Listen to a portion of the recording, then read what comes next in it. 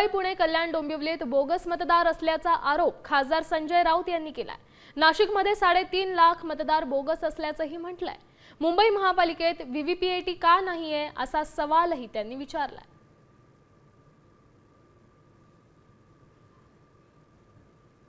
मुंबईत आहे, ठाण्यात आहे, कल्याण डोंबिवली प्रत्येक ठिकाणी सरासरी 3.5 ते 4 लाख मतं दुबार आहे, डुप्लिकेट आहे, बोगस आहे आणि हे लोक 2-2, 3-3 ठिकाणी मतदान करतात। नाशिकमध्ये 3.5 लाख मत ही डुप्लिकेट आहे,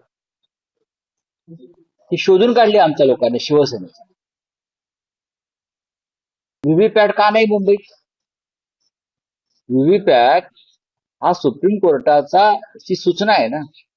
मग मुंबई महानगरपालिकेमध्ये व्हीव्हीपॅट का नाही? तर आम्हाला केंद्रानं त्या पद्धतीच्या ईव्हीएम मशीन उपलब्ध करून दिल्या नाहीत, हे का उत्तर झालं? म्हणजे तुम्हाला चोऱ्या करायच्या, म्हणजे तुम्हाला फ्रॉड करायचा आहे। असे अनेक विषय आहेत जे आम्हाला निवडणूक आयोगासमोर महाराष्ट्राच्या आणि देशाच्या मांडाव्या लागतील। आता isakal.com आहे देशातील नंबर 1 ची मराठी न्यूज वेबसाईट। प्रत्येक अपडेटसाठी isakal.com ला नक्की भेट द्या।